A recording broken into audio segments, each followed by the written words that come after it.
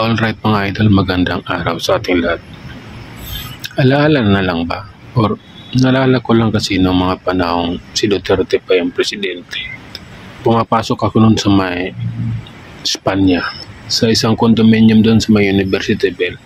Paglalabas kami ng gabi, pag uwi kami, nilalakad lang namin yun papuntang Recto. Top Avenue Recto. Doon na kami sasakay doon na ako sasakay ng jeep papunta dito sa amin, pauwi.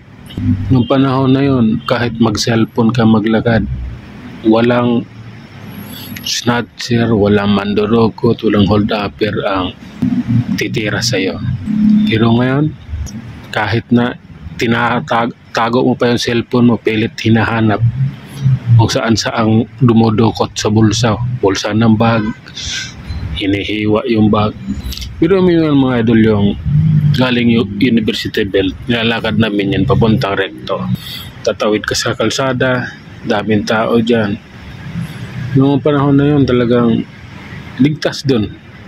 Kasi nung araw talaga panahon ni Erap, nakakatakot talaga dyan, panahon ni tawag ditong Gloria Arroyo, ni Panot. Talagang yung lugar na yan, nakakatakot. Naging maayos lang yan noong panahon ni Duterte dahil bawat kanto may pulis, may sundalo. Bawat kanto, lahat may mga may mga bantay. Kaya walang masasamang loob na walang masasamang loob na gagawa sa iyo ng hindi maganda dahil may mga bantay. Hindi katulad ngayon yung bantay na sa loob ng presinto natutulog. Dahil takot makasuhan, ayaw na manghuli ng kriminal, ayaw na manghuli ng mga adik. Kasi pag nakasuhan sila, matik. Pag nakasuhan kasi sila, habang hinaharap nila yung kaso nila, wala silang sahod. Paano pag natanggal ka pa serbisyo, makulong ka pa. Kaya ginagawa ng pulis ngayon, pulis-pulisan, hindi na nagtatrabaho. Tawag sa kanila ngayon, pulis-pulisan na lang. Hindi na nila kailangan hindi na kailangan nila ng ayusin yung trabaho. Yung ibang lugar nga, presinto, yung kabilang kalsada sa harap, may babatak na siya po. Kaya naalala ko lang, ang panahon hindi pareho, ang namumuno hindi pareho ang pag-iisip.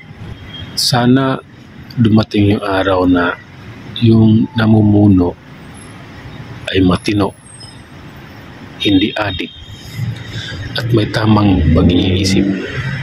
Kasi pag ang namumuno wala sa tamang pag-iisip, kawawa ang taong bayan, kawawa ang bansang Pilipinas. Sana pag mayroong mang naupo na leader, sana matino siya, sana hindi siya adik. Dahil dito lang sa amin sa Malabon, noong araw, ang bintahan ng shabu dyan sa kalsada, naabot pa. Diyan lang naglalakad, pinipitik-pitik pa nga eh. Bakit kakunti ito, gaganon ba yan? Dumating yung Duterte admin, nawala yun, nalinis yun. O, totoo may mga namatay sa kanto, kalagay. Yung mga namatay na yun, dati na may mga kaso yun. At ang kaso nun, hold up drugs, gano'n. Ngayon, lantara naman ulit dun sa may aamin, ang bintahan ng shabu.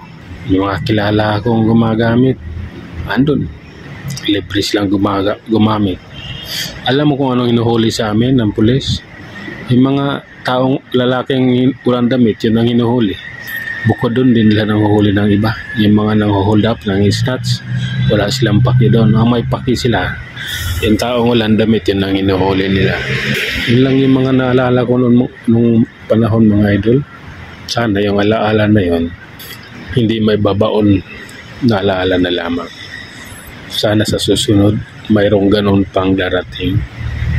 Mayroon pang magiging leader na katulad nung alaala ko noong nagdaang administrasyon. Hanggang dito lang mga idol, maraming salamat.